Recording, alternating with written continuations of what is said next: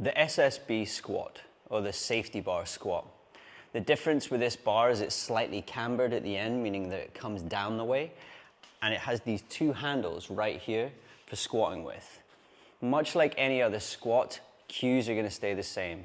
You're going to push your knees forward, you're going to drop down with your hips, you're going to stick to all the basic stuff like that. However, your hands will be on the front of this bar, holding it in this position here.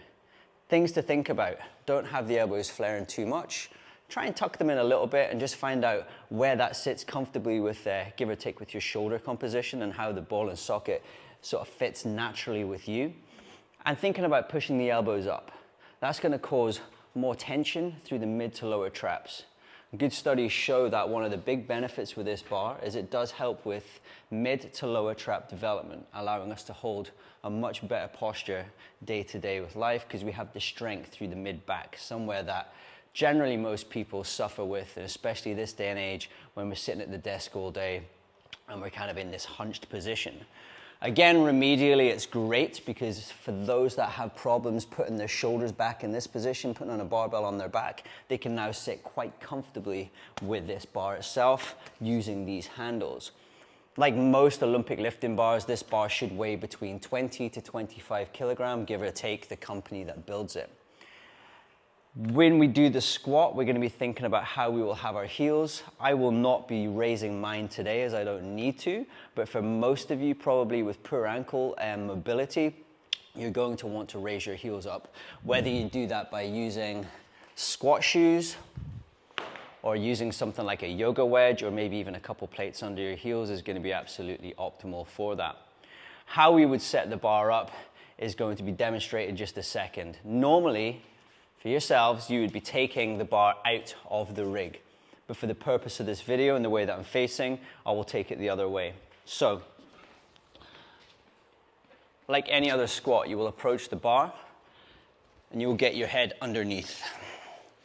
The padding will make it quite comfortable on the back of the neck and the shoulders, and you just lock out using the hips. Making sure that you're directly under the bar and not trying to pull out from here on your lower back, facing forward, eyes above horizon, lifting up. From this position, we'll step away from the rig. Like I said before, you'd be stepping backwards. Get yourself into your standard squat position. From this position, you push your elbows up. You can see that I'm not completely tucked in. I have very long arms, so they're going to be pointing out just a little bit to give myself room on the squat. From this position, facing forward, chest up, leading with the knees, pulling down with the hips. 3, 2, 1, brace, squat. Back up again. Brace the core.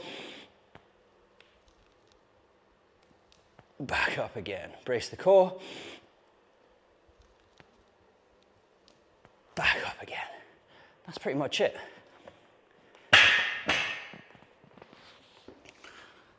And that is how we use the SSB bar. It's pretty simple. It's very comfortable, and it's going to allow you to start squatting with great form. Utilizing the knees forward tip is going to allow us to create more tension through the knees and quads.